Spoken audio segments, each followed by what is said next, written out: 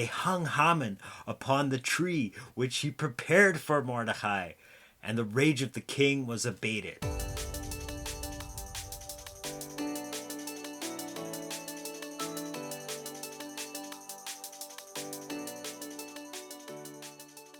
What's up everybody, Joel's back with another video of Divine Light just for you. And today I'm getting really excited because we're celebrating Purim.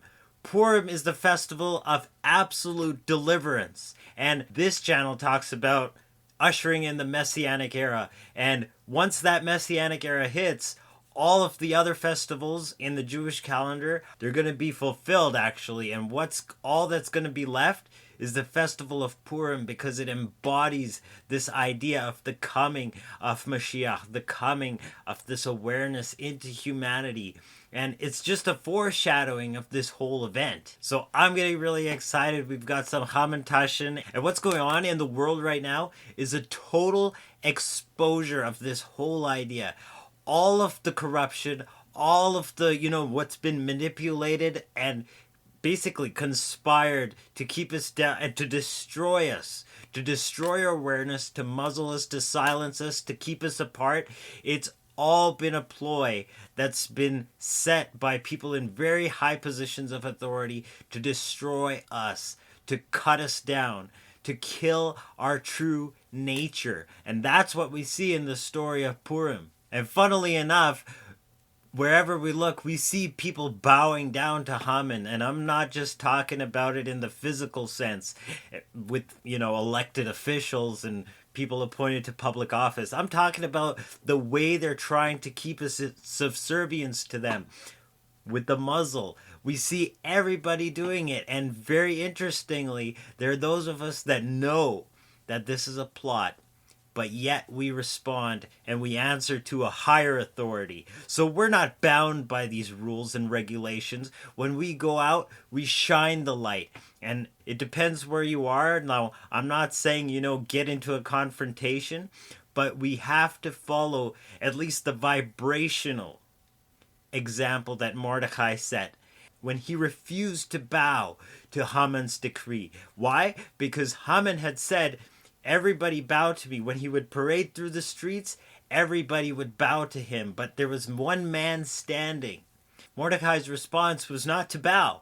He just wouldn't bow. So Haman his ego was hurt. So he went to the king and he made up lies. He's like, there's a people throughout your whole kingdom. He was talking about the Jews here, that have laws different from yours. They don't give respect. They don't even consider you as an authority. So it doesn't serve you to let them go on like this. You got to get rid of them.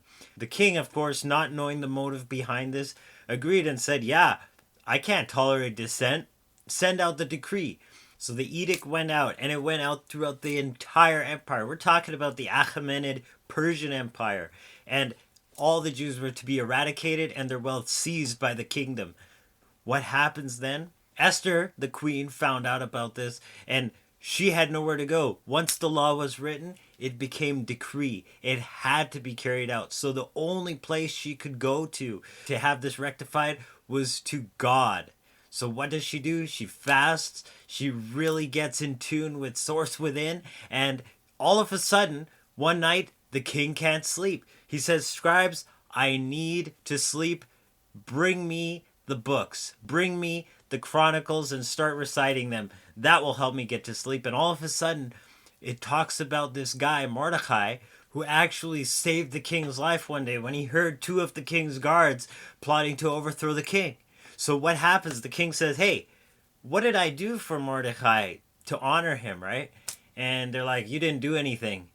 So he says, let me call Haman and see what he thinks. So he calls Haman in. Haman, what do you think I should do to the man whom I wish to honor? And Haman, thinking it was him, says, well, you got to dress him in the royal robes, put him on your royal horse, and parade him through the street and announce it in front of everybody, right? Let the whole world know that this was a great man. Haman thought he was talking about him. And then the king says, yeah, okay, that sounds good. Everything that you just said, go and do for Mordecai.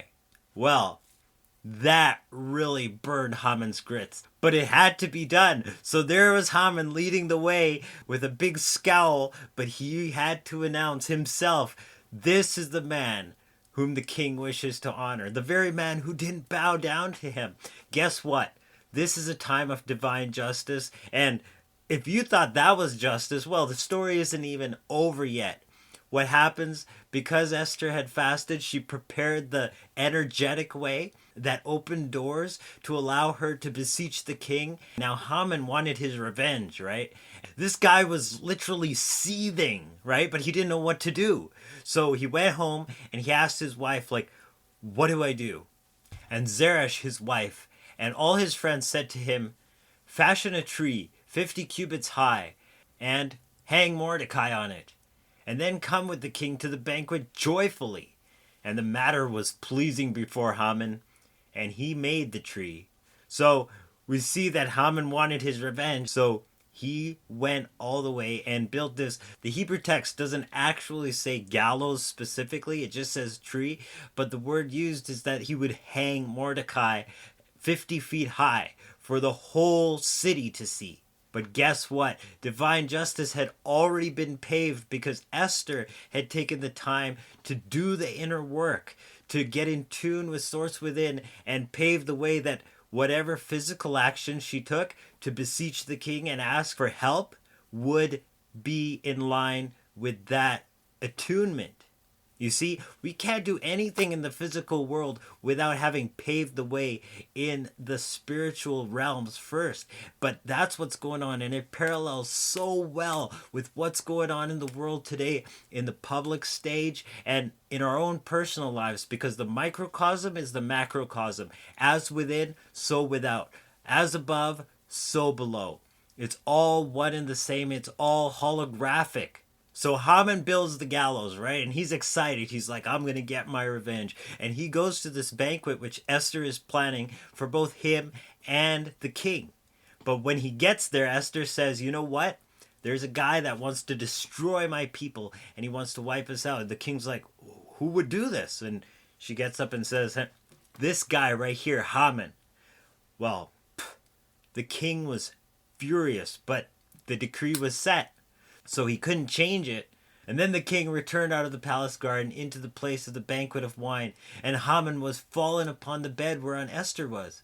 Then said the king, will he force the queen also before me in the house? And as the word went out of the king's mouth, they covered Haman's face. And Harbona, one of the officials before the king, said, look also, the tree which Haman made for Mordecai, who spoke well of the king, stands in the house of Haman, the height 50 cubits. And the king said, hang him on it. And they hung Haman upon the tree which he had prepared for Mordecai, and the rage of the king was abated. Now, as we can see, things look hopeless, right? People have conspired against us, and the whole world, like crimes against humanity at this scale, have never been seen before, right? What are we dealing with? Like, do we have to come up with new kinds of punishments? Do we have to come up with new kinds of laws to deal with this kind of conspiracy? What is going on here? Right? Like, I mean, just a year or two ago, if you talk like this, you'd be considered like a crazy nut job. But all of a sudden, it's staring us right in the face. We can't ignore it. We know it's going on. And yet, it's just showing us how helpless as a species, as humanity is. Like, what do we do, right? But Esther knew what to do. She went to the non-physical world. She went to the higher dimensions, and she besought the source of all things. And she said, if I get right with this and I pave the way in this dimension, all things that unfold in the physical, whether they look like they're corresponding with the outcome that I'm desiring, or whether they go completely differently, it will still be a beneficial outcome. And guess what? The tables turned, and the result of what she had done was astronomically different, right? It totally flipped around them. The law in the physical, of course, it manifested already.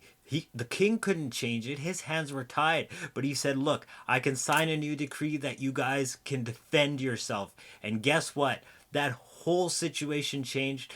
Anybody that was attacking them, the Jews were be able to defend themselves, and guess what? It became a day of great celebration. We celebrate today with such joy and such fervor that, hey, you're supposed to drink until you can't even see straight. That's the way that we celebrate. So I'm getting ready. I've got Hamantaschen. We're really celebrating this because not only is this triumphant for the Jewish nation and this idea triumphing in the world against all odds, against people just wishing to obliterate it, but this is parallel to the Messianic age coming, and it's parallel to what's going on in our time right now. Divine justice is coming on a scale that the very thing that they're using against us is going to be turned around, and the guilt and the conviction that they're going to face, they can't hide. I mean, they already can't hide. Their hiding is gone.